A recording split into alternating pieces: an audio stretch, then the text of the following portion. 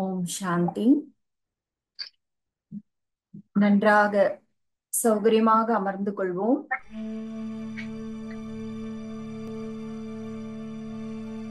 உடலை ஸ்திரப்படுத்திக் கொள்வோம். நமது கவனத்தை இரு புருவங்களுக்கு மத்தியில் கொண்டு வருவோம். அங்கே நான் ஆத்மா, சைத்தன்யமான சக்தி, ஒளி பிரகாசமாக, பவித்திரமாக, சாந்த ஸ்வரூபமாக அமர்ந்திருக்கின்றேன். இந்த சரீரம் ஒரு கோவில் போன்றது. நான் ஆத்மா இந்த கோவிலில் அமர்ந்திருக்கும் தெய்வீக சக்திகளை கொண்ட மூர்த்தியாவேன்.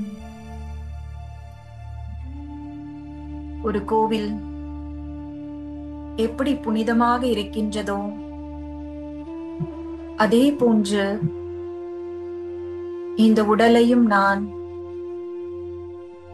உள்ளும் புறமும் தூய்மையாக வைத்திருப்பேன். ஏனெனில் நான் ஆத்மா, தெய்வீக குணங்கள் நிறைந்த சக்தி ஸ்வரூபம். நான் குடியிருக்கும் இந்த சரீரம் என்ற கோவிலும் தூய்மையாகத்தான் இருக்க முடியும். நான் பவித்ரதாவின் ஒளிக்கிரணங்களை நான்காபுறமும் பரப்பிக் கொண்டிருக்கும் பிரகாசமான ஒளி ஸ்வரூபமான ஆத்மா.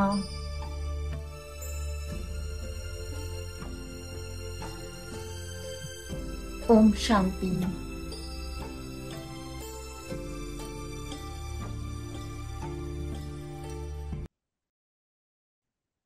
சோ இந்த ஆத்ம உணர்வோடவே நம்ம கிளாஸ்க்கு போலாமா? எல்லாரும் ரெடியா?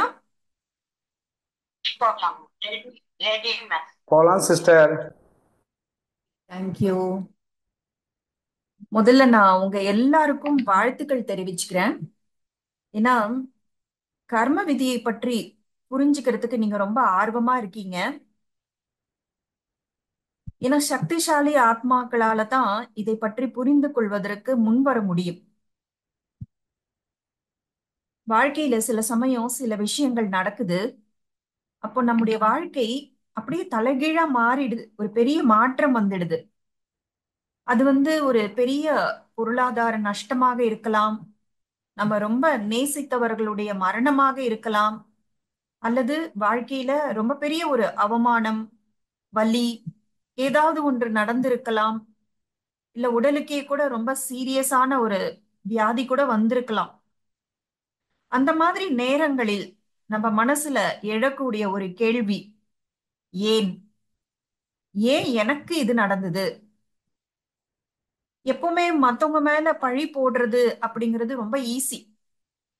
இந்த நபர்னாலதான் எனக்கு இது நடந்தது. சில சமயம் கடந்த கால சம்பவங்கள் மீது கூட நம்ம பழி போட்டுட முடியும். முன்னாடி அப்படி நடந்தது, அதனால தான் இன்னைக்கு நான் இந்த சிச்சுவேஷனை ஃபேஸ் பண்றேன். இது போல யாரையோ இல்ல எந்த ஒரு விஷயத்தின் மீதோ நம்மால பழி போட முடியலன்னா இருக்கவே இருக்காரு பகவான்.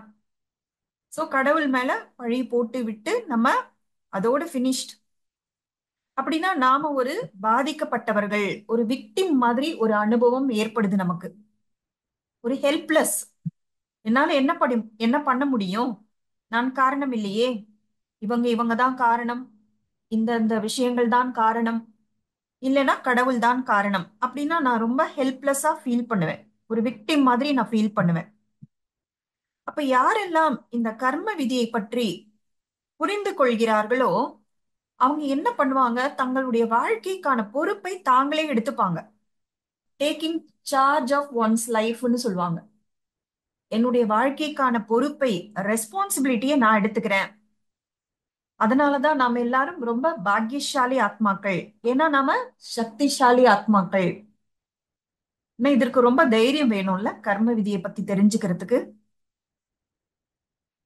சரி, இன்னைக்கு உலகத்துல எல்லாருக்குமே ஒரு நல்ல ரிசல்ட் தான் கிடைக்கணும் அப்படிங்கிற விருப்பம் இருக்கு. எல்லாருக்குமே நல்ல ரிசல்ட் தான் வேணுமா இருக்கு.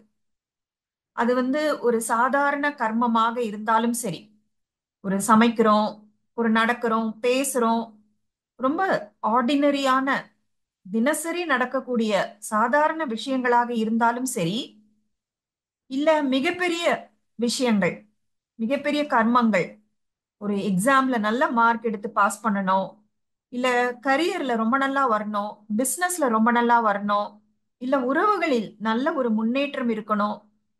சோ எல்லா இடங்களிலும் நம்ம நல்ல ரிசல்ட் தான் எதிர்பார்க்கிறோம். கரெக்ட் தானே? நம்ம எல்லாருமே நல்ல ரிசல்ட்டுக்காக தானே, அது சின்ன கர்மமாக இருந்தாலும் சரி, பெரிய கர்மங்களாக இருந்தாலும் சரி, அந்த குட் ரிசல்ட்டுக்காக தானே நம்ம விரும்புறோம். கரெக்டா? கரெக்ட். கரெக்ட்மா. ம். நாம மட்டும் இல்ல, உலகத்துல இருக்கிற எல்லாருமே எந்த ஒண்ணு செய்தாலும் அதுல ஒரு நல்ல ரிசல்ட், ஒரு சாதகமான ஒரு விளைவு ஏற்படணும் அப்படின்னு தான் விரும்புறாங்க. நம்ம என்ன செய்தாலும் அதுல வெற்றி கிடைக்கணும் அப்படிங்கிற விருப்பம் எல்லாருக்குமே இருக்கு. இந்த வெற்றி அப்படிங்கன்னா என்ன அர்த்தம்? நான் ஒரு காரியம் செய்யறேன், அதோட ரிசல்ட் நான் விரும்பின மாதிரி நடந்தால் அதை வெற்றின்னு சொல்றோம், இல்லைன்னா தோல்வின்னு சொல்றோம். ஸோ இந்த இடத்துல இந்த ரிசல்ட் அப்படிங்கிற அந்த ஒரு வார்த்தையை தான் நம்ம இங்க பாக்கியம் அப்படிங்கிற ஒரு வார்த்தையா பயன்படுத்துறோம். ஸோ இந்த கிளாஸ் முழுக்க நம்ம நிறைய அந்த பாக்கியம்ங்கிற வார்த்தையை யூஸ் பண்ணுவோம். பொதுவா பாக்கியம் அப்படின்னா ஒரு நல்ல விஷயம் அப்படின்னு, அவ பாரு பாக்யவதி அப்படின்லாம் சொல்லுவோம். ஆனா இந்த இடத்துல நம்ம பாக்கியம் அப்படிங்கறத ஒரு ரிசல்ட், ஒரு விளைவு, அந்த அர்த்தத்துல தான் புரிஞ்சுக்கணும். அந்த பாக்கியம் என்பது சாதாரணமா இருக்கலாம், ஆர்டினரியா நார்மலாவும் இருக்கலாம், இல்ல ரொம்ப நல்ல விளைவுகள் தரக்கூடிய சௌபாகியமாகவும் இருக்கலாம், இல்ல ரொம்ப தவறான விளைவுகள் தரக்கூடிய துர்பாகியமாகவும் இருக்கலாம். ஏன்னா சில சமயம் நாம விரும்புற மாதிரி ஒரு விஷயம் நடக்கல, நாம எதிர்பார்த்த மாதிரி ஒரு சூழ்நிலை நடக்கல அப்படின்னா என்ன வார்த்தை சொல்றோம்னா, அன்பார்ச்சுனேட்லி, துரதிர்ஷ்டவசமாக அப்படிங்கிற வார்த்தையை நம்ம சொல்றோம் இல்லையா? சோ ஆக மொத்தம் நாம விரும்பின மாதிரி நடக்கல அப்படின்னா அதை துர்பாகியம், அன்பார்ச்சுனேட் அப்படின்னு சொல்றோம். இப்போ இந்த கர்மா அப்படின்னும் பொழுது அது ஆர்டினரி கர்மா, அதாவது சாதாரண கர்மங்கள். இப்ப எண்ணங்களை பார்த்தோம் இல்லையா? சாதாரண எண்ணங்கள், வீணான எண்ணங்கள், நெகட்டிவ் எண்ணங்கள், பாசிட்டிவ் எண்ணங்கள். அது போலவே தான் கர்மாவும். சாதாரண கர்மா, பாசிட்டிவ் கர்மா, நெகட்டிவ் கர்மா, வேஸ்ட் கர்மா.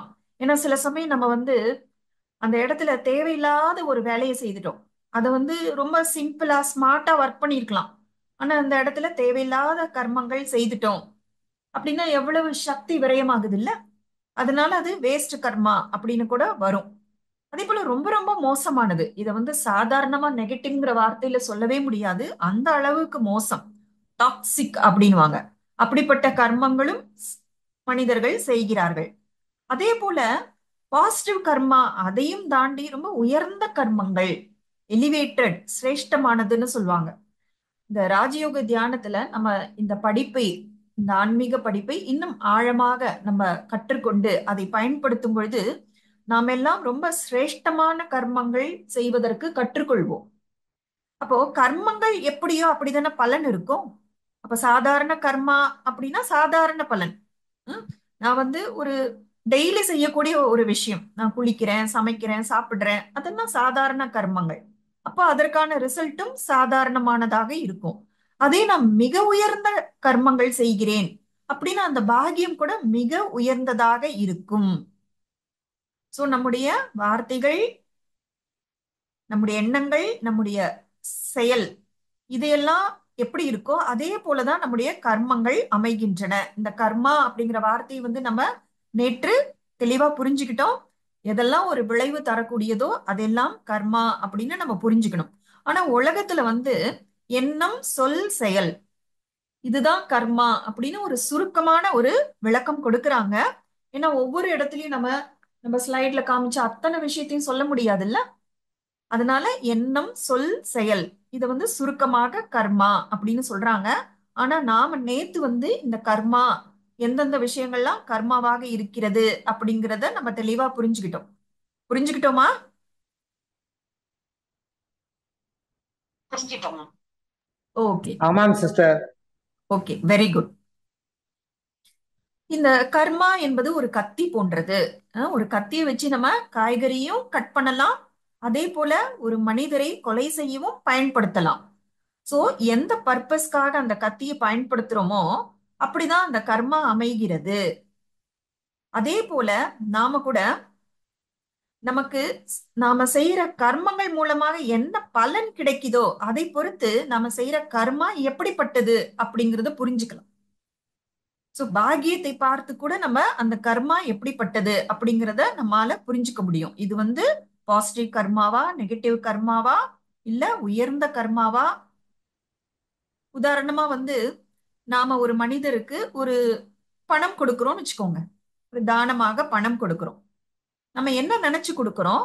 அவர் ரொம்ப ஏழையா இருக்காரு, அந்த பணத்தை வைத்து ஒரு சாப்பாடு வாங்கி சாப்பிடுவாரு அப்படின்னு நினைச்சு நம்ம கொடுக்கிறோம். நல்ல எண்ணத்துல கொடுக்கிறோம்.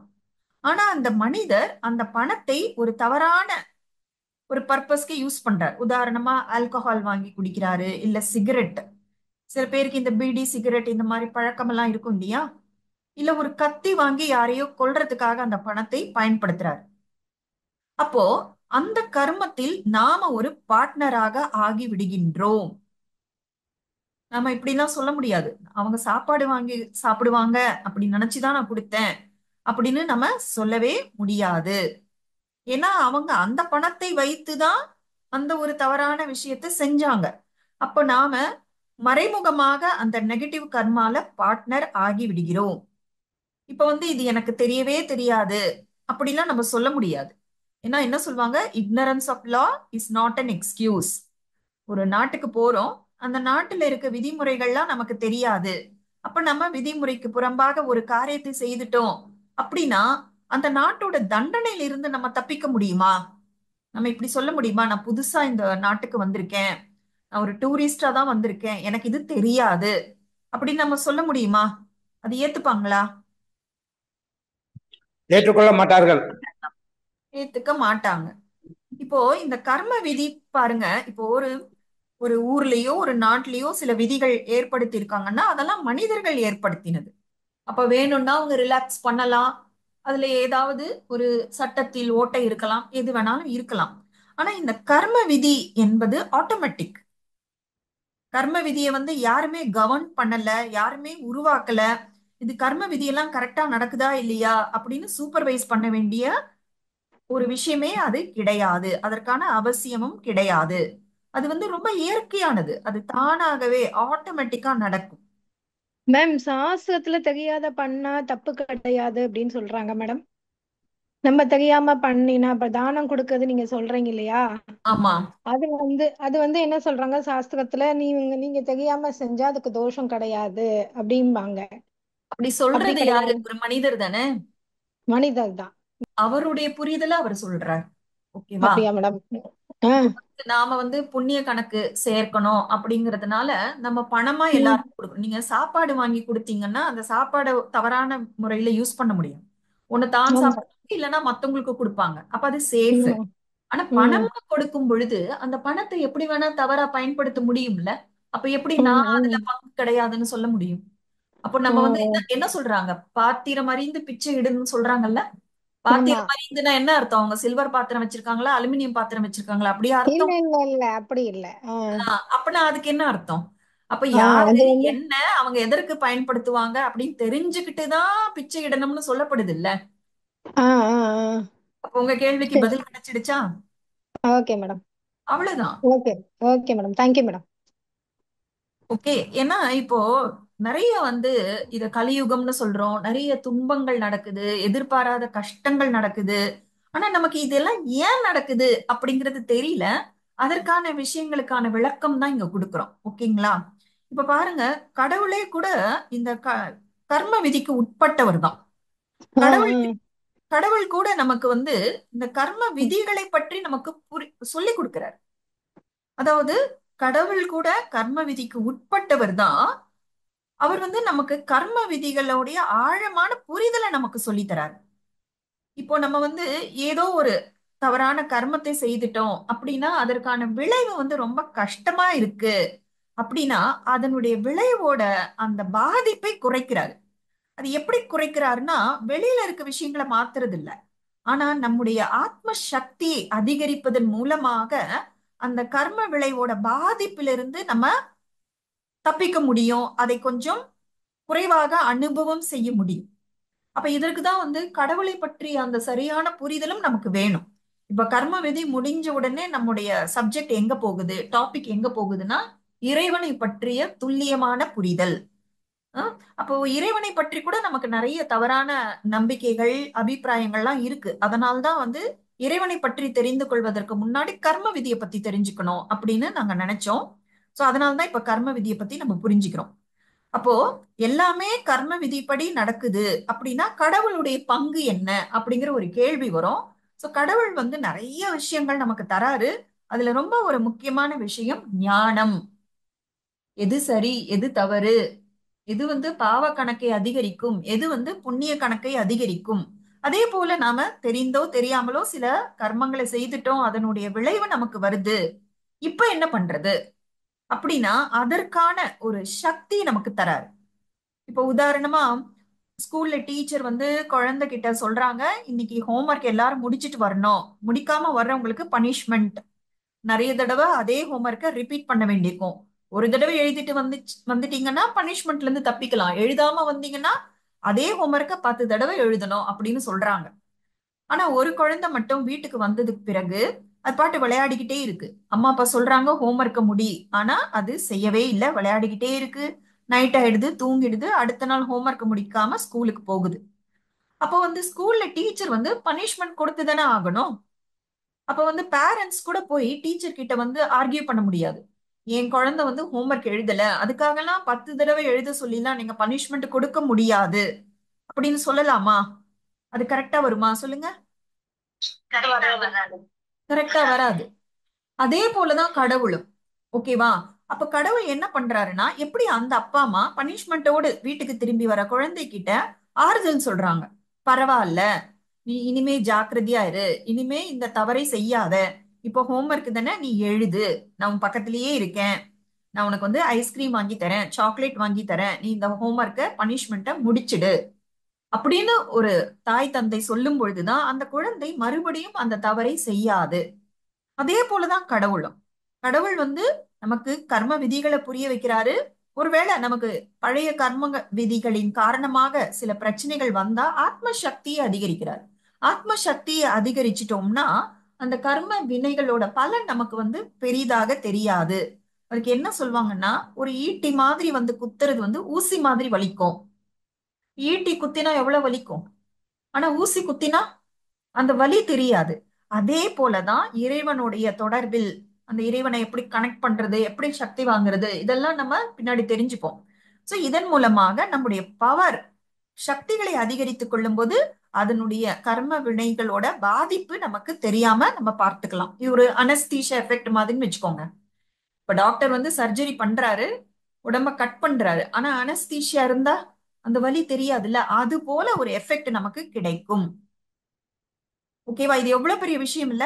அதே கடவுளுடைய அறிமுகம் சரியா இல்ல, கனெக்ஷன் சரியா இல்ல அப்படின்னா நாம அந்த ஒரு பிராப்தியிலிருந்து வஞ்சிக்கப்பட்டு விடுவோம். ஓகேவா? இப்ப வந்து எனக்குள்ள சக்திகள் அதிகமாகி இருக்கு அப்படின்னா அது ஒரு கஷ்டமான சூழ்நிலை என்னுடைய முந்தைய கர்ம வினையின் பலனாக வருதுன்னா கூட அந்த ஒரு விஷயத்தை, அந்த ஒரு சூழ்நிலையை நான் வலி இல்லாமல் கடந்து விடுவேன்.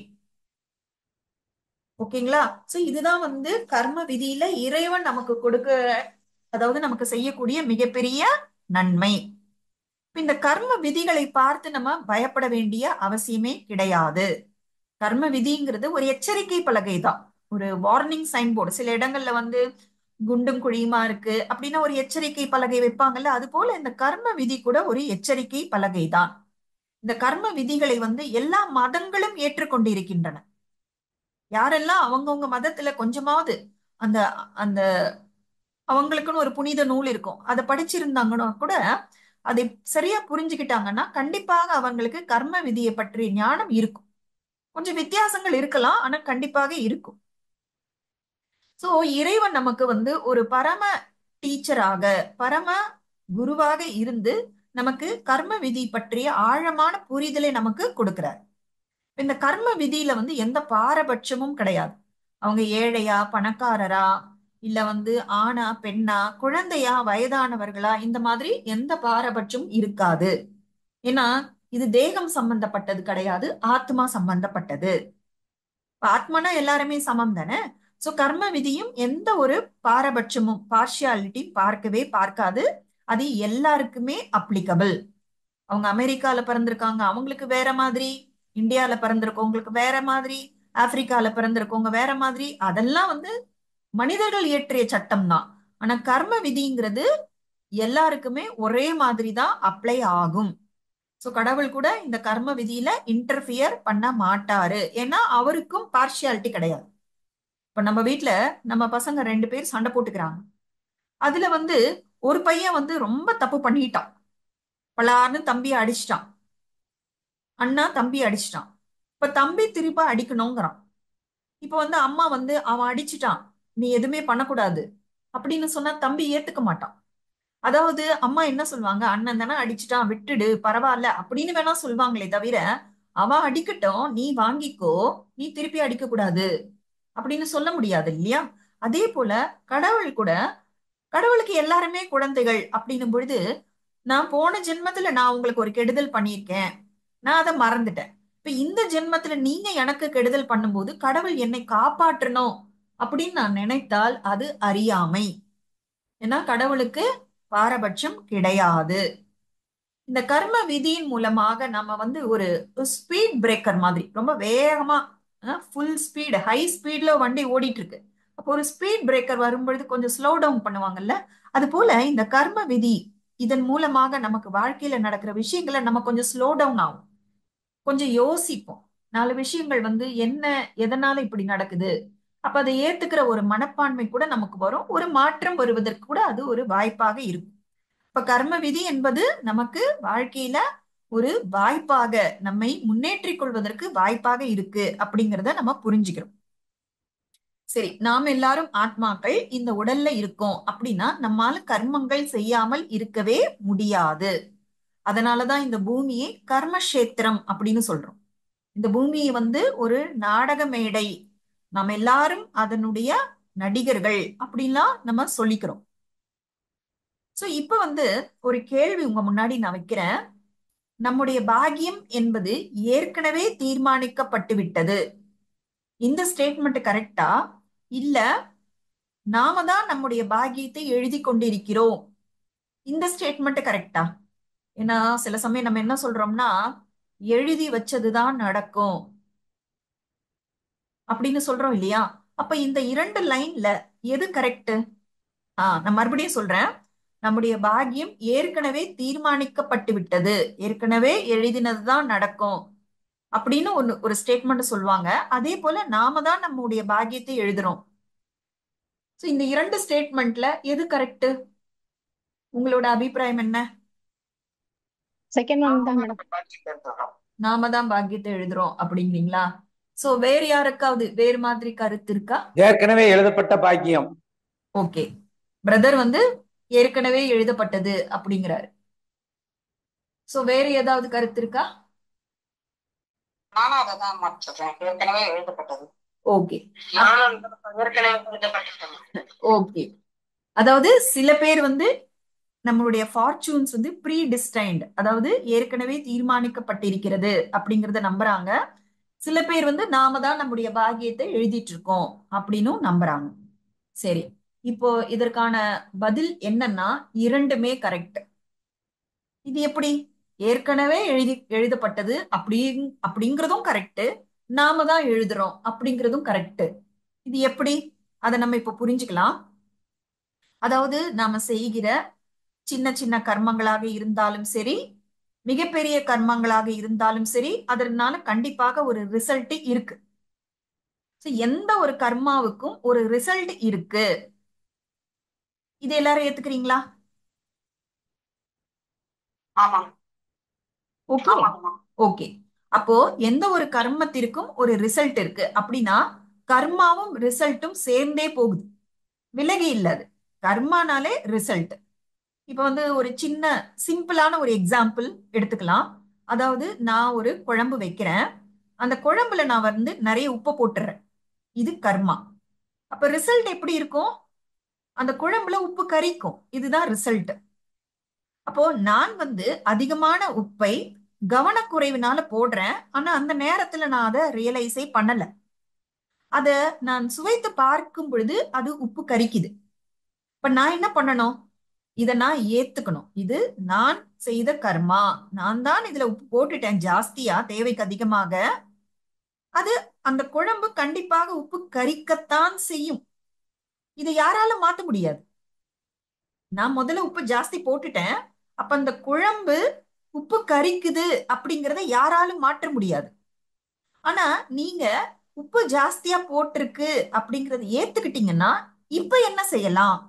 இதற்கான சில வழிமுறைகள் இருக்கும். ஒரு உருளைக்கிழங்க கட் பண்ணி போட்டு இன்னும் கொஞ்ச நேரம் கொதிக்க வச்சா அந்த குழம்புல இருக்கிற அந்த உப்பு தன்மை குறையும். இது நம்ம எல்லா பெண்களுக்கு தெரிந்த ஒரு சிம்பிளான விஷயம். இப்போ இந்த உருளைக்கிழங்க கட் பண்ணி போட்டோம் அப்படின்னா அது ஒரு கர்மாவாகுது இல்ல? அப்ப அந்த கர்மாவோட ரிசல்ட் என்னவா இருக்குன்னா அந்த குழம்பு சாப்பிட தகுந்ததாக மாறுகிறது. இது வந்து ஒரு சிம்பிளான எக்ஸாம்பிள். இந்த எக்ஸாம்பிள் எல்லாருக்கும் புரியுதுங்களா? புரியுதுமா புரியுதுமா. ஆஹ் இது வந்து இது எல்லாரும் ஏத்துக்கிறோம். அப்ப அதே போல நம்ம வாழ்க்கையில நடக்கிற எல்லா விஷயங்களும் அப்படிதான். என்ன நடக்குதுன்னா நம்மளோட கவனம் எப்பொழுதுமே ரிசல்ட் மேலதான் இருக்கு. நம்ம எப்பொழுதுமே அந்த ரிசல்ட்டுக்காக தான் வேண்டுறோம். எனக்கு இது நடக்கணும், அது நடக்கணும். இப்ப நான் வந்து உப்பு கொட்டிட்டேன். ஆனா கடவுள் கிட்ட போய் அந்த குழம்பு வந்து டேஸ்டியா இருக்கணும் அப்படி நான் வேண்டினா அது நடக்குமா? நடக்காதுமா. ஓகே.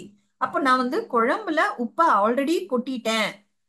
அது வந்து நீங்க மாத்திடணும் அப்படின்னு நம்ம எவ்வளவுதான் அழுது புரண்டாலும் அது நடக்காது. இது வந்து ஒரு புரிஞ்சுக்கிறதுக்காக ஒரு சின்ன உதாரணம் தான் இல்லையா? அப்போ வந்து நான் அந்த குழம்புல கவனக்குறைவாக உப்பை கொட்டும் பொழுதே அதனுடைய ரிசல்ட்டும் வந்து தீர்மானிக்கப்பட்டு விடுகிறது. இன்னும் யாரும் சாப்பிட டைனிங் டேபிளுக்கு வரல. ஆனா அந்த கவனக்குறைவினால நான் செய்த தவறுக்கான ரிசல்ட் வந்து அப்பொழுதே தீர்மானிக்கப்பட்டு விட்டது. அப்ப என்ன சொல்வாங்க? என்ன, ஒரு நாள் சமையல் கூட ஒழுங்கா பண்ண தெரியாதா? உன்னோட கவனம் எங்க இருக்கு? ஏன் இப்படி பண்ற? இது யாரு சாப்பிடுறது? நான் இப்ப பசியோட ஆபீஸ்க்கு கிளம்பி போகணுமா? சோ இந்த விளைவுகள் எல்லாமே நான் அந்த கர்மம் செய்யும் பொழுதே தீர்மானிக்கப்பட்டு விடுகிறது. அப்ப ஏற்கனவே நான் தான் அந்த பாக்கியம்ங்கிறது தீர்மானிக்கப்படுகிறது அப்படிங்கிறதும் கரெக்டா இருக்கு. நான் தான் அந்த பாக்கியத்தை உருவாக்கினேன் அப்படியும் அதுவும் கரெக்டா தானே இருக்கு. பாக்கியம்னா என்ன? குழம்புல உப்பு கரிக்கிறது. அதனால நடக்கிற திட்டுக்கள், சில பேருடைய அதிருப்தி, இதெல்லாம் பாக்கியம். அப்ப அந்த கர்மா செய்யும் பொழுதே அதனுடைய பாக்கியமும் தீர்மானிக்கப்பட்டு விடுகிறது என்பது உண்மைதானே? கரெக்டா இல்லையா? கரெக்டா. அப்போ நான் தான் அந்த உப்பை கொட்டினேன் அப்படிங்கிறதும், அப்படின்னா நான் தான் பாக்கியத்தை எழுதுறேங்கிறதும் கரெக்ட் தானே? அப்ப ரெண்டு ஸ்டேட்மெண்ட்டும் கரெக்ட் தான் இல்லையா? கரெக்டுமா. புரியுதுங்களா? ஓகே. ஏன்னா நம்ம இந்த வார்த்தைகள் எல்லாம் ரொம்ப சாதாரணமா யூஸ் பண்ணிட்டு இருந்தோம். ஏற்கனவே எழுதி வச்சதுதான் நடக்கும். கரெக்ட் தான். ஆனா அதனுடைய சரியான அர்த்தம் என்னன்னா இப்ப நடக்குது பாருங்க ஒரு விஷயம், அது ரிசல்ட் தான். அந்த ரிசல்ட்டுக்கான ஒரு கர்மாவை நான் ஆல்ரெடி பண்ணிட்டேன். அந்த கர்மத்தை செய்யும் பொழுதே அதோட ரிசல்ட் தீர்மானிக்கப்பட்டு விடுகிறது. ஒரு ஸ்டூடெண்ட் வந்து எக்ஸாமுக்கு படிக்கவே இல்லை, அதாவது அந்த வருஷம் ஃபுல்லா கூட அவங்க படிப்புல கவனமே செலுத்தல அப்படின்னா எக்ஸாம் டைம்ல அவங்களால கவனம் செலுத்த முடியாது. எக்ஸாம் டைம்லயும் படிக்கல. அப்ப எக்ஸாம் ஹால்ல போய் உட்கார்ந்தா அவங்களால அந்த பேப்பர்லாம் வந்து என்ன கேள்வி ஒண்ணுமே புரியாது. ரொம்ப மோசமா தான் எக்ஸாம் எழுதுவாங்க. அப்புறம் ரிசல்ட் வரும்போது கம்மியான மார்க் தான் வரும். அதுக்கப்புறம் அப்பா அம்மா திட்டுவாங்க. இதெல்லாம் அடுத்து அடுத்து அடுத்து சங்கிலி தொடர் மாதிரி நடக்குது இல்ல? அப்போ எந்த ஒரு விஷயத்தையும் அது பாசிட்டிவாக இருந்தாலும் சரி, நெகட்டிவ் கர்மாவாக இருந்தாலும் சரி, அது செய்யும் பொழுதே அதனுடைய விளைவும் தீர்மானிக்கப்பட்டு விடுகிறது. இந்த லைன் எல்லாருக்கும் கிளியரா புரியுதுங்களா? புரியுது இதுதானே நம்ம புரியுதுங்க. சொல்றோம். இதுதான் நம்ம என்ன சொல்றோம்? as you sow so shall you reap. திணை விதைத்தவன் திணை அறுப்பான், வினை விதைத்தவன் வினை அறுப்பான். என்ன விதைக்கிறோமோ அதை தான் நம்ம அறுவடை செய்வோம். அப்படின்னா பாகியம் ஏற்கனவே தீர்மானிக்கப்பட்டு விட்டதும் கரெக்ட் தான். அந்த பாகியத்தை எழுதினதும் நான் தான், அந்த பாகியத்தை தீர்மானித்ததும் நான் தான். இப்ப ரெண்டு லைனுமே கரெக்ட் தான் அப்படிங்கிறது நமக்கு தெளிவாக தெரிகிறது. ஸோ நேத்து நாம வந்து இந்த இன்ஸ்டன்ட் ரிசல்ட், உடனடி பலன், அதற்கப்புறமா இந்த ஷார்ட் டேர்ம் குறுகிய கால பலன், லாங் டேர்ம் ரிசல்ட், இதை பத்தி எல்லாம் பார்த்தோம். அதற்கு உதாரணமாக நீங்க வந்து ஒரு கொத்தமல்லி விதையை போட்டீங்கன்னா அது உடனே முளைச்சிரும். ஆனா அதே வந்து ஒரு மாமரம் வரணும்னா அந்த மாங்காவோட விதையை வந்து நட்டு அதற்கு சில வருடங்கள் பிடிக்கும். இது வந்து லாங் டேர்ம் ரிசல்ட். ஆனா நீங்க ஒரு தடவை மாமரத்தை அந்த விதை நட்டு செடியை வளர்த்துட்டீங்க அப்படின்னா அந்த மரம் அடுத்து வரக்கூடிய தலைமுறையினருக்கு கூட பழங்களை கொடுத்து கொண்டே இருக்கும். இப்ப பாருங்க, எப்படி கர்மமோ அதற்கேற்ற மாதிரி தான் விளைவு, இல்லையா? இப்போ நீங்க வந்து யாரோ ஒருத்தர் வந்து கீழே விழுந்துட்டாரு, அவர் கை தூக்கி விடுறீங்க, இது ஒரு கர்மா. அப்ப அவங்க என்ன பண்றாங்க?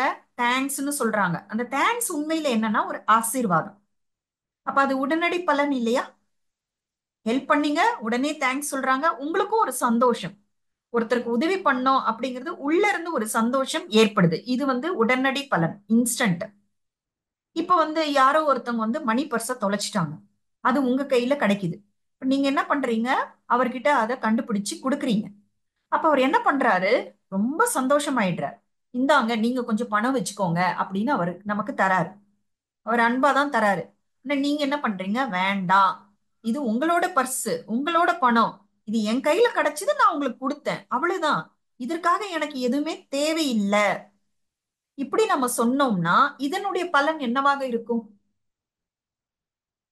இதனுடைய பலன் என்னவாக இருக்கும்? ரொம்ப நல்ல பலனா இருக்கு. அதுதான் என்ன என்ன பலன்? அதாவது இப்போ நான் வந்து அந்த பர்ஸ்ல நிறைய பணம் இருக்கு, நான் எடுத்துட்டு கூட ஓடி இருக்கலாம். ஏன்னா எனக்கு பணத்தோட தேவை அதிகமாக இருக்கு, இது கடவுளே எனக்கு பார்த்து கொடுத்தாருன்னு நான் ஓடி இருக்கலாம். ஆனா அதுல இருக்க விசிட்டிங் கார்டை பார்த்து அவரை தேடி கண்டுபிடித்து அந்த பணத்தை நான் அவர்கிட்ட ஒப்படைக்கிறேன். இதெல்லாம் வந்து அவர் வாயில கூட சொல்லணும்னு அவசியம் இல்லை. அவர் மனசுக்குள்ள என்ன, இந்த உலகத்துல இப்படிப்பட்ட ஒருத்தவங்க இருக்கிறாங்களா அப்படின்னு அவர் நினைக்கிறாரு பாருங்க. அந்த நேரத்துல அந்த ஆத்மாவுக்குள்ள இருக்கிற ஒரு தூய்மையை நம்ம விழிப்புணர்வுக்கு கொண்டு வரும். அவர் மேபி அந்த அளவுக்கு நல்ல குணம் இல்லாதவரா கூட இருக்கலாம், அவர்கிட்ட தூய்மை இல்லாமல் கூட இருக்கலாம், அவரே நிறைய மோசடிகள், ஒருவேளை அவருக்கு அந்த மாதிரி வேற யாருடைய பணப்பை கிடைச்சா அவர் திருப்பி கொடுக்காதவராக கூட இருக்கலாம்.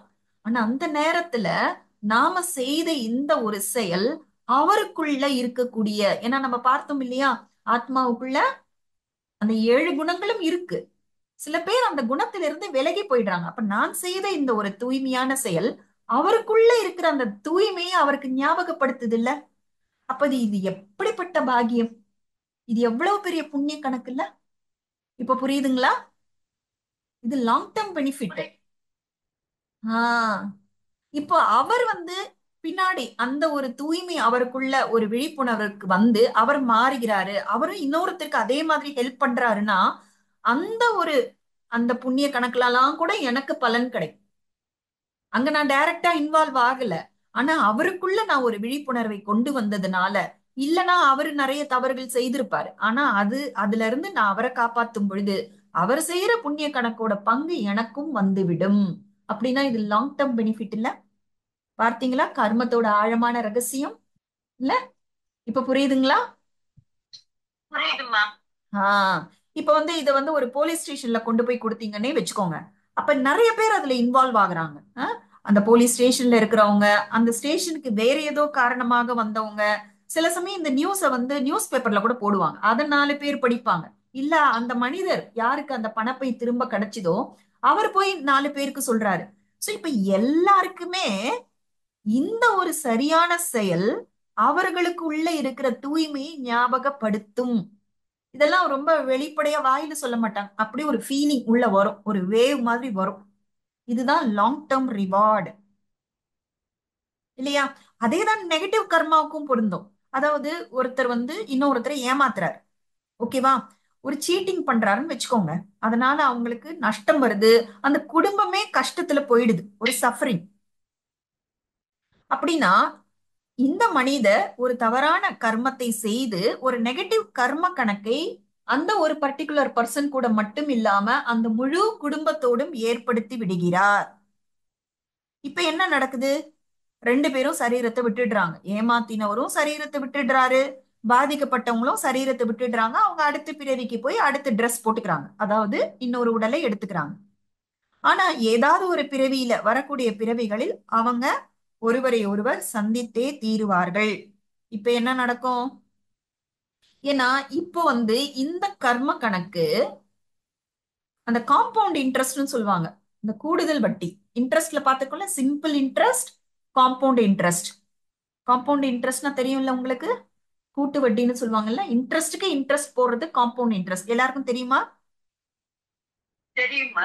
ஆ, அது போல நமக்கு அந்த நெகட்டிவ் கர்ம கணக்கு இன்னும் கூடுதலோடு வந்து அந்த கணக்கு செட்டில் ஆகும்.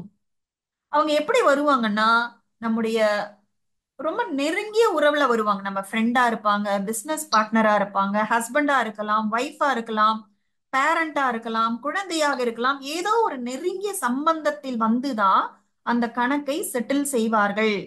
ஆனா நமக்கு நாம எப்ப அந்த கருப்பு பந்தை அடிச்சோம் அப்படிங்கிறது ஞாபகத்திலே இருக்கிறது இல்ல. ஆனா அது திரும்ப நம்ம கிட்ட வருது பாருங்க. அப்ப என்ன சொல்வோம்னா, எனக்கு ஏன் இப்படி? நான் அவங்களை எவ்வளவு நம்பினேன், நான் அவங்களுக்கு நல்லது மட்டும்தானே பண்ணேன், ஆனாலும் எனக்கு ஏன் இப்படி நடந்தது அப்படிங்கிற ஒரு கேள்வி மனசுல வரும். ஏன்னா நிகழ்காலத்தை மட்டும்தான் பாக்குறோம், கர்ம விதி துல்லியமானது. சோ அதனால வாழ்க்கையில எது வந்தாலும் அதை ஏற்றுக்கொள்ள வேண்டும். சோ இந்த விஷயம் ஒண்ணு நடக்குதே, இது நான் ஏற்கனவே செய்த ஒரு கர்மத்தின் விளைவுதான். ஏன்னா இப்ப பாருங்க, சின்ன சின்ன எக்ஸாம்பிள் சொல்லும் பொழுது அதை நல்லா நம்ம உடனே ஏத்துக்கிறோம். இப்ப சாம்பார்ல உப்பு ஜாஸ்தி போட்டுட்டோம் அப்படின்னா அது உப்பு கரிக்கத்தானே செய்யும் அப்படின்னா எல்லாருமே ஏத்துக்கிறோம். ஆனா பெரிய பெரிய விஷயங்கள் வரும் பொழுது அந்த ஏற்றுக்கொள்ளுதல் இருக்குதா? சோ வாழ்க்கையில எது நடந்தாலும் அது ஏற்கனவே செய்த ஒரு கர்மத்தின் விளைவுதான் அப்படிங்கறத முதல்ல நம்ம ஏத்துக்கணும். ஏத்துக்கிட்டு அதற்கு அப்புறமா இப்ப இந்த மாதிரி ஒரு சுச்சுவேஷன் வந்துடுச்சு, அப்போ தர்ம நெறிக்கு உட்பட்டு இந்த விஷயத்துல இருந்து நம்ம எப்படி வெளியே வருவது அப்படி நம்ம யோசித்தோம்னா இதுல என்ன பலன்னா, அந்த ஒரு வலி வரும் பாருங்க, எனக்கு இப்படி நடந்துருச்சு, அந்த வலியிலிருந்து நம்ம காப்பாற்றப்படுவோம். ஏன்னா இது நான் செய்த கர்மத்தின் விளைவுதான். இது கணக்கு செட்டில் ஆகிறது தான் ரெண்டு பேருக்குமே நல்லது.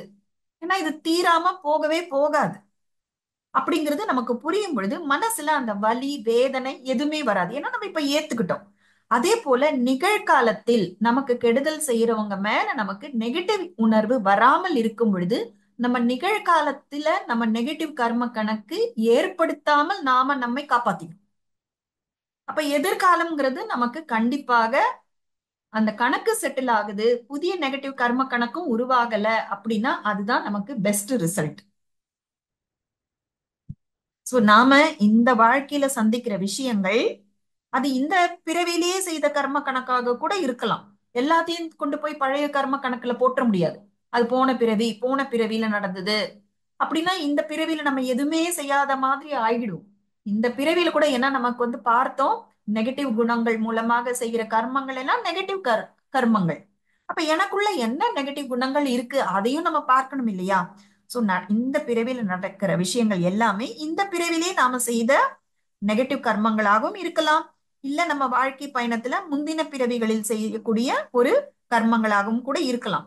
ஆனா இப்பொழுது நான் அதை ஏற்றுக்கொண்டு என்னுடைய சிறப்பான ஒரு பங்களிப்பை தருகிறேன். இதுல இருந்து நான் எப்படி வெளியே வரேன், அந்த தர்ம நெறிக்குட்பட்டு என்ன சட்டங்கள் விதிகள் இருக்கோ அதற்கு உட்பட்டு நான் அதுல இருந்து வெளியே வரணுமே தவிர அந்த பர்டிகுலர் பர்சனை பத்தி எந்த விதமான நெகட்டிவ் எண்ணங்களும் ஏற்படுத்தவே கூடாது. பாருங்க, இந்த கர்ம விதியோட ஞானம் நம்முடைய மனதை வலியிலிருந்து விடுதலை கொடுக்குது. வலியிலிருந்து விடுதலை கொடுக்குது, கோபத்திலிருந்து, பழிவாங்கும் உணர்விலிருந்து, கசப்புணர்வு, சோ எல்லாத்துல இருந்தும் நமக்கு விடுதலை கொடுக்கின்றது. So, ஏதாவது நெகட்டிவ் நடக்குதுனாலே ரொம்ப கிளியரா தெரியணும், ஏதோ ஒரு நெகட்டிவ் கர்மா நான் பண்ணியிருக்கேன். ஆனா ஏன் அந்த நெகட்டிவ் கர்மா பண்ண? ஏன்னா இந்த நெகட்டிவ் கர்மாக்கான மூலம் என்ன அப்படிங்கறத நம்ம நேத்து பார்த்தோம் இல்லையா? அந்த ஃப்ளோ சார்ட் வச்சு பார்த்தோம் இல்லையா? சோ அதனால நான் சுய பச்சாதாபம்னு சொல்லுவாங்கல்ல, சுய பச்சாதாபம், சுய பரிதாபம் இதெல்லாம் தேவையே இல்லை. எனக்கு ஏன் இப்படி நடக்குது அப்படிங்கிற அந்த செல்ஃப் பிட்டி நமக்கு தேவையே இல்லை. குற்ற உணர்ச்சியும் வேண்டாம், அதுவும் வேண்டாம். ஏன்னா அப்ப எனக்கு ஞானம் இல்லாம இருந்தது, அப்ப சக்தி இல்லாம இருந்தது, அதனால அது செஞ்சுட்டேன், இட்ஸ் ஓகே. இப்ப குற்ற உணர்ச்சி மட்டும் நம்ம என்ன பண்ண போறோம்? குற்ற உணர்ச்சி இன்னும் நம்ம சக்தியை குறைக்கும். அதற்கு பதிலாக இப்ப நான் என்ன செய்யணும்? எனக்கு உள்ள போறேன். இப்ப சில சமயம் போன பிறவில எல்லாம் நான் என்ன பண்ணேனே எனக்கு தெரியாது. ஓகேங்களா? நான் திருடனா இருந்தேனா, இல்ல கொலைக்காரனா இருந்தேனா, கொள்ளைக்காரனா இருந்தேனா, யாருக்கு என்ன கெடுதல் பண்ணேன், எதுவுமே எனக்கு தெரியாது. அது தெரிஞ்சுக்கணும்னு அவசியம் கூட கிடையாது. ஏன்னா எது வந்ததோ அதை நம்ம ஏத்துக்கிறோம். நாம என்ன பண்றோம்னா நமக்குள்ள போய் பார்க்கிறோம், நமக்குள்ள தரோவா செக் பண்றோம். என்னோட ஆட்டிடியூடு என்ன, என்னுடைய பர்சனாலிட்டி என்ன, என்னுடைய சமஸ்காரங்கள் என்ன, என்னுடைய திருஷ்டி எப்படி இருக்கு.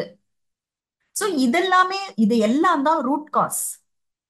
நான் ஒரு ஆத்மா வாழ்க்கை பயணத்துல இருக்கிறேன், நான் ஒரு பிரயாணி. அப்ப நான் கண்டிப்பாக எனக்குள்ள ஏதாவது நெகட்டிவ் குவாலிட்டிஸ வச்சிருக்கலாம். சோ நான் உள்ள போய் எனக்குள்ள செக் பண்றேன். எங்கெல்லாம் குறைகள் தெரிகிறதோ, பலவீனங்கள் தெரியுதோ அதெல்லாம் கண்டுபிடிக்கிறேன். அந்த ஒரிஜினல் குணங்கள்ல இருந்து நான் எவ்வளவு விலகி போயிருக்கேன், எவ்வளவு டீவியேஷன் இருக்கு, அதெல்லாம் நான் பாக்குறேன். சோ இப்ப நான் கரெக்ட் பண்ணிக்கிறேன். இது போதும். இது ஆக்கப்பூர்வமானது. இதனால நம்ம எவ்வளவு அந்த சக்தி விரயத்துல இருந்து தப்பிக்கிறோம்னு யோசிச்சு பாருங்க. இதே நம்ம ஏத்துக்கல, எனக்கு ஏன் இப்படி நடந்தது, எனக்கு இப்படி நடந்திருக்கு, அப்ப நம்ம ஆளை பார்க்கும் பொழுதெல்லாம் அவங்க கிட்ட அதை பத்தி ஷேர் பண்ணிக்கிட்டே இருப்போம். அதை பத்தி பேசி பேசி பேசி நம்முடைய, அதாவது நான் எந்த தப்பும் பண்ணல, எனக்கு இது நடந்திருக்கவே கூடாது அப்படிங்கிற மாதிரி நம்ம போவோம். அப்ப நமக்கு உள்ள போய் செக் பண்றது, அதை மாற்றிக்கொள்வது அப்படிங்கிற ஒரு ஆக்கப்பூர்வமான விஷயமே இருக்காது. பழி வாங்கணும், அதை மனசுல போட்டு பொறுமிக்கிட்டே இருக்கிறது. சோ இது எல்லாமே நான் எனக்கு செய்கிற ஒரு கெடுதலாக இருக்கிறது. ஆனா நான் என்ன பண்ணணும்? எனக்கு நல்லது செய்து கொள்ள வேண்டும். இந்த மாதிரி உள்ள போய் செக் பண்ணிக்கிறது தான் நான் எனக்கு செய்யற மிகப்பெரிய நன்மை.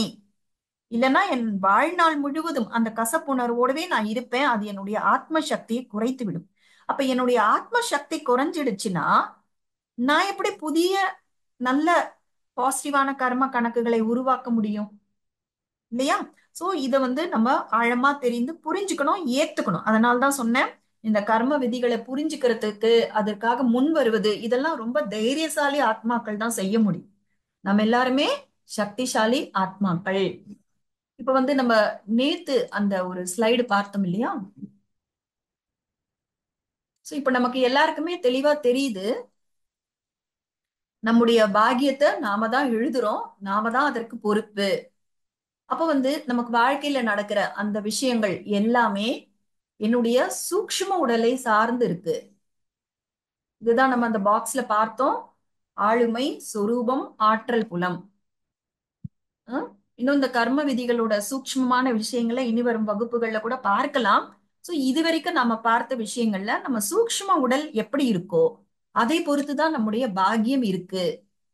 சோ இது அப்படியே பின்னாடி பின்னாடி பின்னாடி போய் பார்க்கும் பொழுது நம்முடைய சமஸ்காரத்தை பார்க்கிறோம். சூக்ஷ்ம உடலை எப்படி நம்ம கரெக்ட் பண்ண முடியும்? இப்ப இன்னைக்கு என்ன பண்றாங்க வெளி உலகத்துல, இந்த ஆரா கிளென்சிங் அப்படின்னு சொல்றாங்க. அதற்கு என்ன மெத்தட் யூஸ் பண்றாங்க அப்படிங்கறதெல்லாம் எனக்கு தெரியாது. ஆனா நான் கேள்விப்பட்ட விஷயம் வரைக்கும் ஒரு நல்ல எண்ணங்களை ஏற்படுத்துறாங்க. சோ அந்த நேரத்துல சில பாசிட்டிவான எண்ணங்கள், ரொம்ப அந்த எலிவேட்டட் தாட்ஸ், அந்த உயர்வான எண்ணங்களை ஏற்படுத்துறாங்க அப்படின்னு நான் கேள்விப்பட்டிருக்கேன். சோ இதன் மூலமாக ஒன்று சம்பந்தப்பட்டவங்க அந்த எண்ணங்களை ஏற்படுத்துவாங்க, இல்லைன்னா மற்றவர்கள் அவர்களுக்காக செய்வாங்க. அதன் மூலமாக ஒரு டெம்பரரியா, தற்காலிகமாக அந்த ஆரா கிளென்சிங் நடக்குது. ஓரானா என்ன? நம்முடைய இந்த பிசிக்கல் பாடியை சுத்தி நமக்கு ஒரு சூக்ஷ்ம உடல் இருக்கு. அது நார்மலா நியாயமா பார்த்தா பிரகாசமா இருக்கணும். ஏன்னா ஆத்மா எந்த கரையும் இல்லாம பிரகாசமா இருந்ததுன்னா இந்த சூக்ஷ்ம உடலும் பிரகாசமா இருக்கும். ஆனா நாம இந்த பிறவியில இல்ல இதற்கு முன்னாடி பிறவிகள்ல நாம செய்த அந்த தவறான அந்த கர்மங்கள் அந்த கர்மங்கள் ஏன் அப்படி நடக்குதுன்னா தவறான சமஸ்காரங்கள் உள்ள இருக்கு. அஹ் நல்ல சமஸ்காரங்கள்லாம் ஒயிட் டாட், தவறான சமஸ்காரங்கள்லாம் பிளாக் டாட். அந்த பிளாக் டாட் தான் இந்த சூக்ஷ்ம உடல்ல அங்கங்க கருப்பு கருப்பா தெரியுது. அதாவது ஒரு பல்பு புதுசா கடையில இருந்து வாங்கிட்டு வந்தீங்க அப்படின்னா அதோட பிரகாசமா இருக்கும், அதோட ஒளி வந்து நல்ல பிரகாசமா ரொம்ப தூரத்துக்கு ஒளி கொடுக்கும். ஆனா அந்த பல்பு வந்து அழுக்காயிடுச்சு, அங்கங்க திட்டு திட்டா கரைகள் இருக்கு, அழுக்கு இருக்குன்னா அப்ப அதற்கேற்ற மாதிரி அந்த பல்போட ஒவ்வொரு பார்ட் வழியா தானே அந்த ஒளி ஊடுருவி வெளியே வருது. அப்போ வெளியில இருக்கக்கூடிய அந்த ஒளி கூட மங்களாகத்தானே இருக்க முடியும். கரெக்டா நான் சொல்றது புரியுதுங்களா எல்லாருக்கும்? புரியுதுங்க மேடம். ஆ சோ அப்ப நம்மளோட சூக்ஷ்ம உடல், அந்த ஆற்றல் புலம்னு சொல்றோம், நம்மளோட சொரூபம் இல்ல பர்சனாலிட்டி, அதற்கு பல வார்த்தைகள் இருக்கு. சோ அந்த சூக்ஷ்ம உடல் எப்படி இருக்கோ அப்படிதான் நம்ம சௌபாகியத்தை அட்ராக்ட் பண்றோமா இல்ல துர்பாகியத்தை அட்ராக்ட் பண்றோமா. அது சௌபாகியம் துர்பாகியம்லாம் சின்ன சின்ன ரிசல்ட் ஆக இருந்தாலும் சரி, ரொம்ப பெரிய ரிசல்ட் ஆக இருந்தாலும் சரி, இந்த சூக்ஷ்ம உடலை பொறுத்து தான் இருக்கு. ஆனா சூக்ஷ்ம உடலை வந்து இந்த மாதிரி வெளியில இருக்கக்கூடிய சில விஷயங்கள் வச்சு சரி பண்றதை விட, அதாவது தற்காலிக பலனை அது மட்டுமே பார்ப்பதற்கு பதிலாக நம்ம இந்த ப்ராசஸ் என்னன்னு கண்டுபிடிச்சிட்டோம். அப்ப பின்னாடி போய் பார்க்கிறோம், பின்னாடி போய் பார்க்கும் பொழுது நம்முடைய சமஸ்காரம் என்ன, நம்முடைய குணங்கள் பழக்க வழக்கங்கள் எந்த மாதிரி விஷயங்கள் எல்லாம் நம்ம ஞாபகத்துல வச்சிட்டு இருக்கோம், நம்முடைய சுபாவம் என்ன, நம்மளுடைய பிஹேவியர் எப்படி இருக்கு, இதெல்லாம் நம்ம பார்க்கும் பொழுது நமக்கு நம்மளை பற்றிய ஒரு புரிதல் வரும். அப்போ இந்த குணங்கள்லாம் கூட நமக்கு எப்படி தெரிய வரும்னா நம்ம எப்படி பேசுறோம் எப்படி நடந்துக்கிறோம் இதுல நமக்கு தெரிய வருது. அப்ப இந்த பேச்சு செயல்கள் எல்லாமே நம்மளோட ஆட்டிடியூட பொறுத்து தான் இருக்கு. நம்ம வந்து நம்மளை பத்தியும் மத்தவங்கள பத்தியும் என்ன மாதிரி ஒரு அபிப்பிராயம் வச்சிருக்கோம், நமக்குள்ள இருக்கக்கூடிய நம்பிக்கைகள் எப்படி இருக்கு. ஏன்னா இப்ப எல்லாருமே பாருங்க, ஒவ்வொரு மனிதரும் நிறைய நம்பிக்கைகளோடு இருக்காங்க, ஒவ்வொருத்தர்கிட்டயும் அப்படி பிலீஃப் சிஸ்டம் இருக்கு. அப்போ நாம ஒவ்வொருத்தரும் நமக்குள்ள இருக்கிற நம்பிக்கைகள் சரியானது தானா அப்படின்னு செக் பண்ணணும். ஏன்னா அந்த நம்பிக்கைகள் ஒருவேளை தவறானதாக இருந்ததுன்னா அந்த நம்பிக்கைகளின் அடிப்படையில தான் நம்முடைய பேச்சும் செயல்களும் இருக்கும், நம்முடைய சமஸ்காரம் அப்படிதான் உருவாகும். அப்ப அதை அப்படியே போய் போய் போய் கடைசியில பாகியத்துல வந்து முடியுது. இப்ப நேத்து நம்ம பார்த்தோம் இல்லையா, அந்த அந்த ஃப்ளோ சார்ட்டை வந்து எத்தனை பேர் பார்த்தீங்க, எத்தனை பேர் இந்த ஃப்ளோ சார்ட் கரெக்ட் தான் அப்படின்னு நினைக்கிறீங்க, இல்ல இதுல ஏதாவது தவறு இருக்குன்னு நினைக்கிறீங்களா? முதல்ல அதை சொல்லிடுங்க. ஏன்னா அதை வச்சுதான் நம்ம என்ன செய்யணும் அப்படிங்கறத கூட நம்மளால ஏத்துக்க முடியும். எல்லாருக்கும் ஞாபகம் இருக்கா? அது கரெக்டா இருக்கா? அதாவது முதல் பாக்ஸில் நம்ம செய்திகள் உணவு அதெல்லாம் போடுறோம், அதுல இருந்து தான் எண்ணங்கள் வருது, எண்ணங்கள்ல இருந்து தான் உணர்வுகள், உணர்வுகள்ல இருந்து தான் ஆட்டிடியூட், இதெல்லாம் சொல்றோம் இல்லையா? இது வந்து கரெக்ட் தான் அப்படிங்கிறது உங்களுக்கு தோணுதா, இல்ல இது இது இது சரியில்லை அது தவறு அப்படிங்கிற மாதிரி ஏதாவது தோணுதான்னு கேக்குறேன். கரெக்ட் தான் சிஸ்டர். இதை நீங்க செக் கூட பண்ணி பார்க்கலாம், நீங்களே செக் பண்ணி பார்த்துக்கோங்க. இது பாருங்க, இந்த விஷயங்கள் எல்லாமே ரொம்ப டிரான்ஸ்பரண்ட். யாரோ ஒருத்தவங்க சொன்னாங்க நம்ம ஏத்துக்கணும் அப்படின்னு அவசியமே இல்லை, நாமளே செக் பண்ணி பாருங்க, பரிசோதனை செய்து பாருங்க, அப்பவே உங்களுக்கு தெரியும். இது இது எல்லாமே நம்மை பற்றின விஷயங்கள் தானே. இப்ப வெளி உலகத்துல நிறைய சயின்ஸ்ல இல்ல எக்கனாமிக்ஸ்ல இல்ல பிசினஸ்ன்னு நிறைய விஷயங்கள் நமக்கு புரியாததெல்லாம் இருக்கும். ஆனா இங்க ஆன்மீகத்துல சொல்ற எல்லா விஷயத்தையும் நீங்க உடனே அப்படி அப்படியே செக் பண்ணி பார்த்துக்கலாம். அப்ப செக் பண்ணி பார்க்கும் பொழுதே நமக்கு இது சரிதான் இல்ல தவறுங்கிறது நம்மளால தெரிஞ்சுக்க முடியும். சரிங்களா? இப்ப நீங்க எல்லாருமே இந்த ஃப்ளோ சார்ட் வந்து கரெக்ட் தான் அப்படின்னு ஏத்துக்கிட்டீங்கன்னா நம்ம ஒவ்வொன்றாக போய் பார்க்கிறோம் என்னுடைய சமஸ்காரங்கள் என்ன, ஏன்னா அவங்கவுங்களுக்கு அவங்கவுங்க குணம் என்னன்னு தெரிய வரும். மத்தவங்க கிட்ட வேணா நம்ம மறைக்கலாம், நம்ம உள்ள ஒண்ணு வச்சுக்கிட்டு வெளியே வேற மாதிரி நடந்துக்கலாம். ஆனா நாம நம்ம கிட்ட மறைக்க முடியாது இல்ல, நாம நம்மளை ஏமாத்திக்க முடியாது. அப்ப என்னுடைய குணங்கள் என்ன, என்னுடைய சுபாவம் என்ன, அதெல்லாம் நம்ம செக் பண்றோம். நம்முடைய பேச்சு செயல்கள்லாம் எப்படி இருக்கு, என்னுடைய அபிப்பிராயங்கள் மத்தவங்கள பத்தி நான் என்ன நினைக்கிறேன், வெளியே ரொம்ப மரியாதையா பேசுறேன் ஆனா உள்ள நல்ல அபிப்பிராயமே கிடையாது, அப்படி இருக்கா, என்னுடைய நம்பிக்கைகள்லாம் கரெக்டா. இந்த நம்பிக்கைகள் ரொம்ப ரொம்ப முக்கியம். பிலீஃப் சிஸ்டம்ங்கிறது நம்ம தலையெழுத்த மாத்துற ஒரு விஷயம். அப்ப நம்ம பாகியத்தை தீர்மானிக்கிற அந்த நம்பிக்கைகள்லாம் கரெக்டா தான் இருக்கா.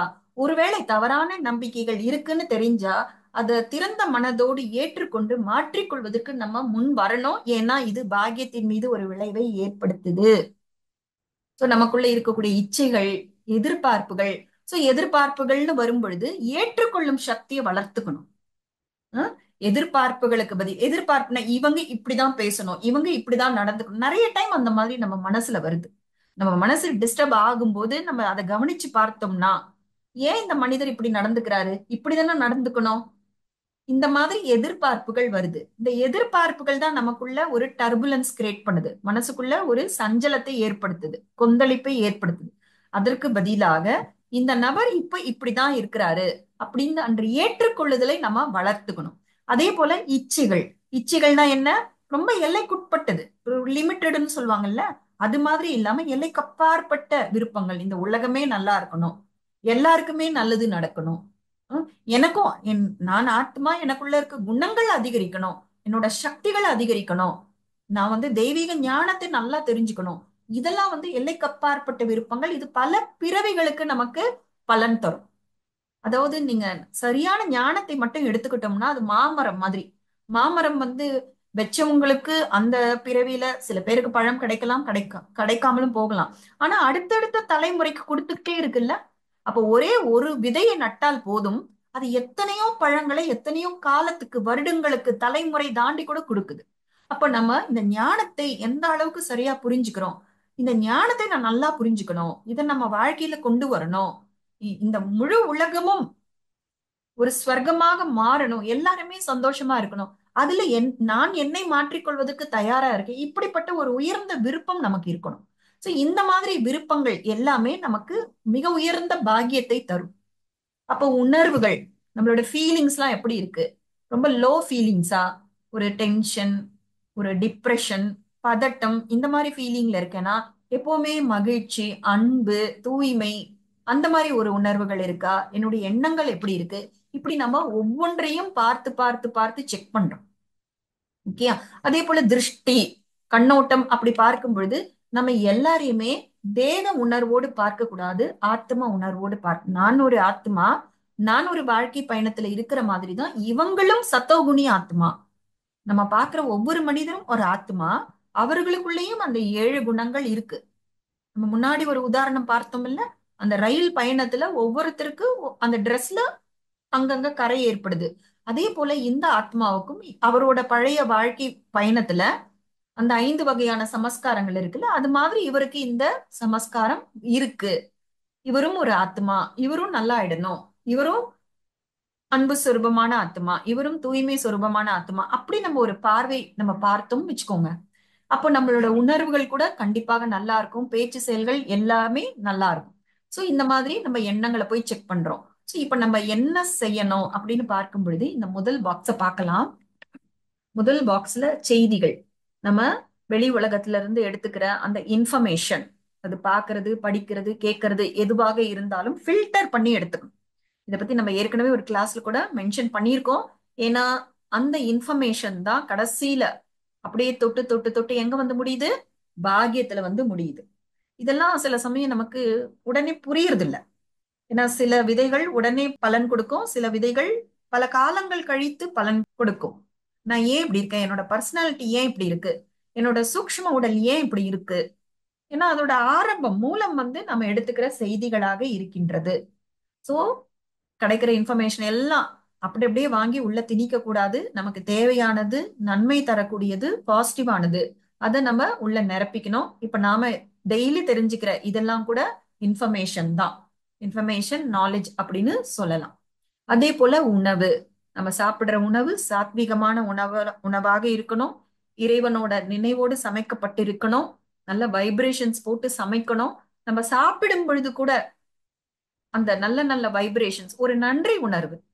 இந்த உணவு எனக்கு கிடைக்க காரணமாக இருந்த பரமாத்மாவுக்கு நன்றி, இந்த உணவு கிடைக்க காரணமாக இருந்த அத்தனை ஆத்மாக்களுக்கும் நன்றி, அவர்களோட வாழ்க்கையில எல்லா வளங்களும் கிடைக்கணும், அவங்க வாழ்க்கையில எல்லா மங்களமும் உண்டாகணும், இந்த இயற்கையின் 5 தத்துவங்களுக்கு நன்றி.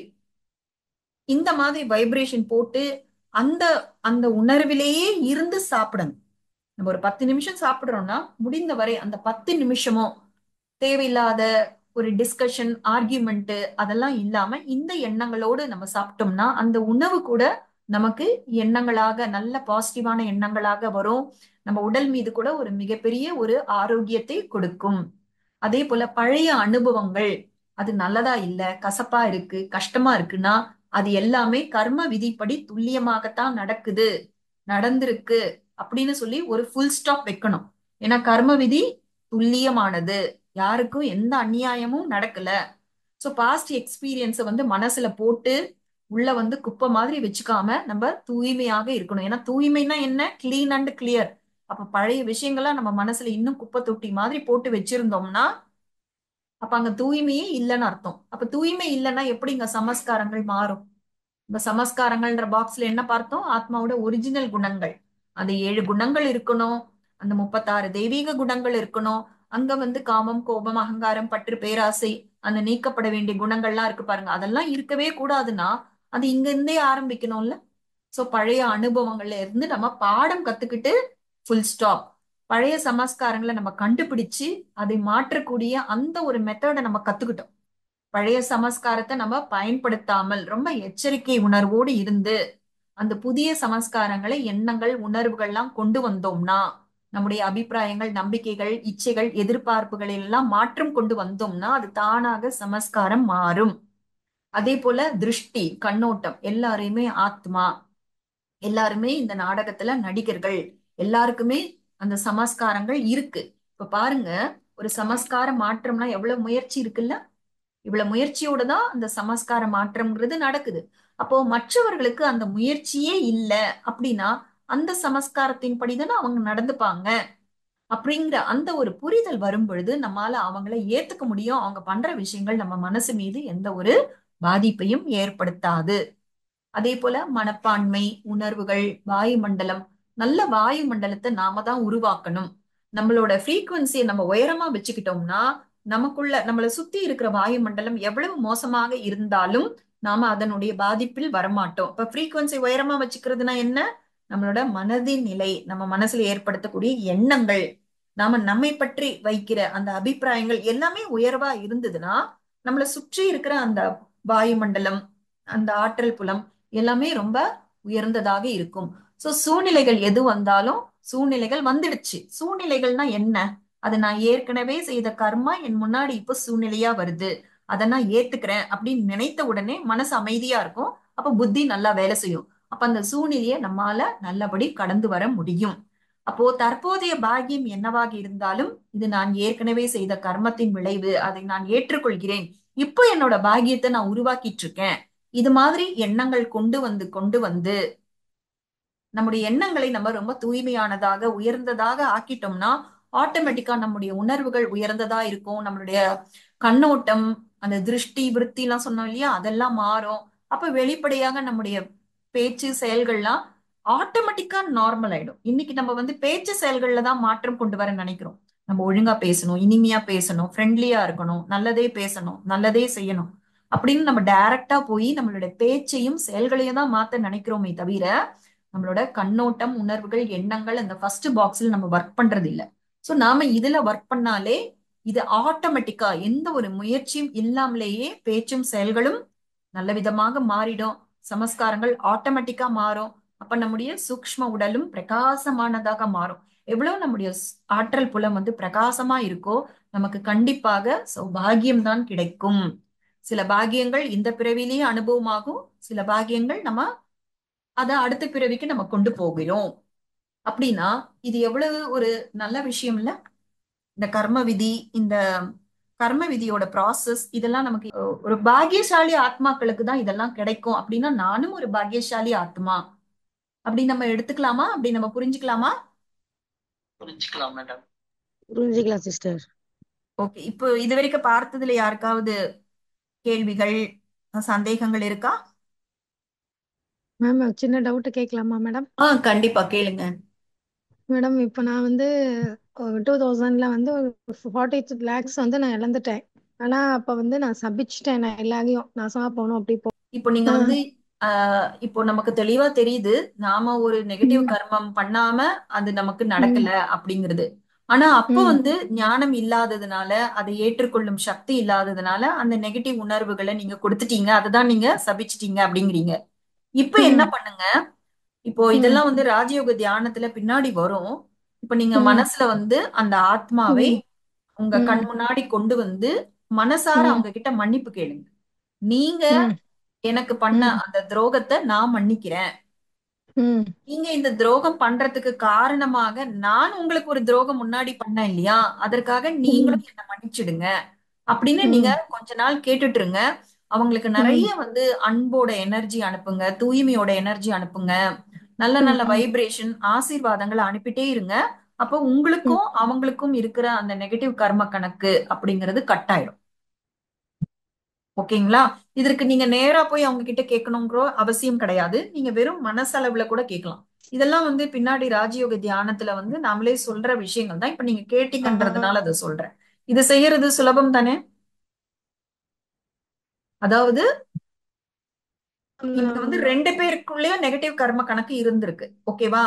அப்போ இதற்கு முன்னாடி அந்த பின்னாடி பின்னாடி ஃபைல திறந்து பார்க்கும் பொழுது இந்த ரெண்டு பேர்ல யாரோ ஒருத்தர் ஆரம்பிச்சிருக்கணும் ஒருத்தருக்கு கெடுதல் பண்றது. அப்ப அதை பார்த்து இன்னொருத்தர் கெடுதல் பண்றது தொடர்ந்து நடந்துட்டே இருந்திருக்கு.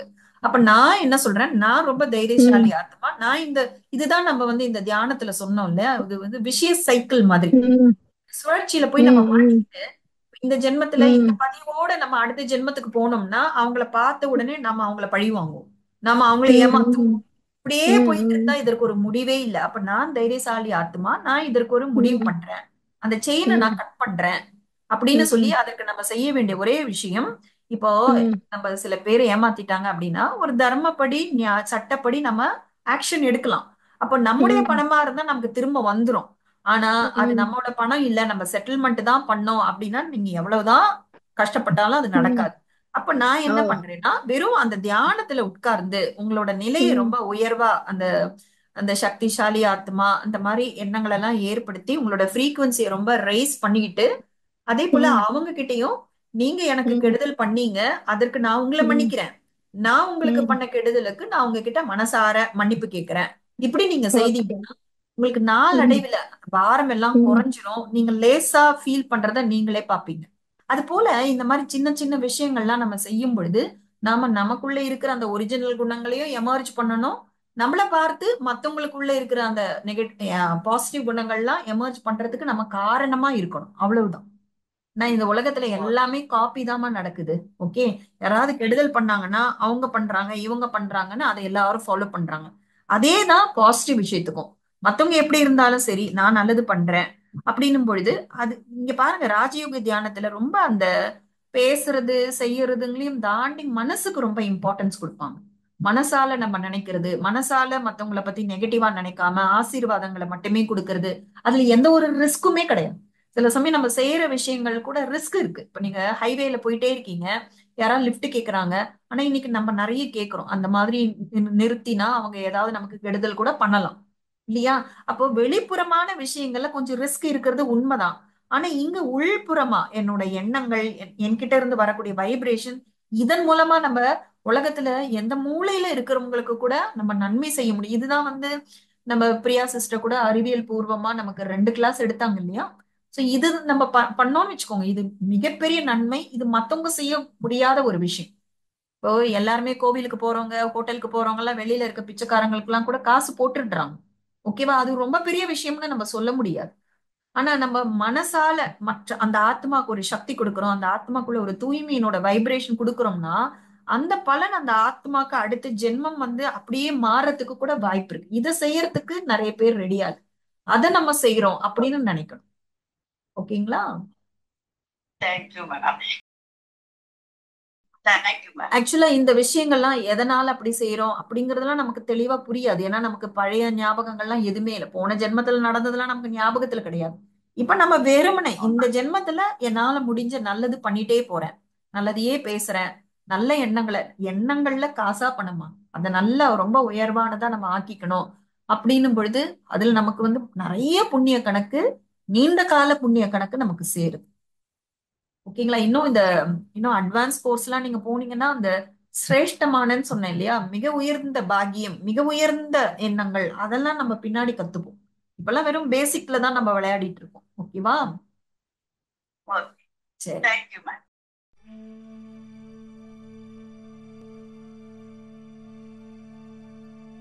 ஓம் சாந்தி.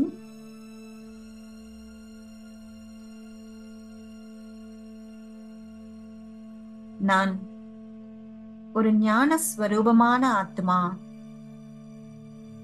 நான் கடந்த காலத்தில் செய்த கர்மங்கள்தான் நிகழ்காலத்தில் என்னுடைய பாக்கியங்களாக வந்திருக்கின்றன என்பதை மனப்பூர்வமாக ஏற்றுக்கொள்கின்றேன். நான் நிகழ்காலத்தில் செய்யும் கர்மங்கள் எதிர்காலத்தில் எனக்கு பாக்கியமாக வரப்போகின்றன என்பதை உணர்ந்திருக்கின்றேன். நிகழ்காலத்தில் நடப்பனவற்றை கடந்த காலத்தில் நான் தான் உருவாக்கிவிட்டு வந்திருக்கிறேன் என்ற ஏற்றுக்கொள்ளும் மனப்பான்மை எனக்கு இருக்கின்றது. இதனால் நிகழ்காலத்தில் தவறான அதிர்வலைகளை உருவாக்கி புதிய நெகட்டிவ் கர்ம கணக்குகளை உருவாக்குவதிலிருந்து என்னை நானே காப்பாற்றிக் கொள்கின்றேன். தற்போது என்னுடைய எதிர்கால பாக்கியத்தை உருவாக்கிக் கொண்டிருக்கின்றேன் என்ற கவனத்தை நான் அதிகரித்துக் கொள்கின்றேன். நான் ஆத்மா என் விருப்பப்படி என்னுடைய பாக்கியத்தை நானே எழுதிக் கொள்கின்றேன். அதே போல ஒவ்வொரு ஆத்மாவும் தன்னுடைய சமஸ்காரம் மற்றும் கர்ம கணக்குப்படிதான் கர்மங்கள் செய்கின்றனர் என்பதையும் நான் உணர்ந்திருக்கின்றேன். நான் செய்யும் கர்மங்களின் அடிப்படையில் நான் என்னுடைய சக்தியை இழக்கிறேன் அல்லது அதிகரிக்கிறேன் என்பதை புரிந்திருக்கிறேன். நெகட்டிவ் கர்ம கணக்குகள் என்ற சிலந்தி வலைக்குள் சென்று நான் மாட்டிக்கொள்ளவே மாட்டேன். அதிலிருந்து விடுபட்டே ஆக வேண்டும். அதனால் என்னுடைய ஒவ்வொரு எண்ணத்தையும் மனப்பான்மையையும் கண்ணோட்டத்தையும் சமஸ்காரங்களையும் சோதனை செய்து தேவைப்பட்டால் மாற்றிக்கொள்ளவும் தயங்கவே மாட்டேன். ஏனென்றால் நான் சக்தி ஸ்வரூபமான ஆத்மா. நான் தூய்மையான ஆத்மா. நான் சாந்த ஸ்வரூபமான ஆத்மா.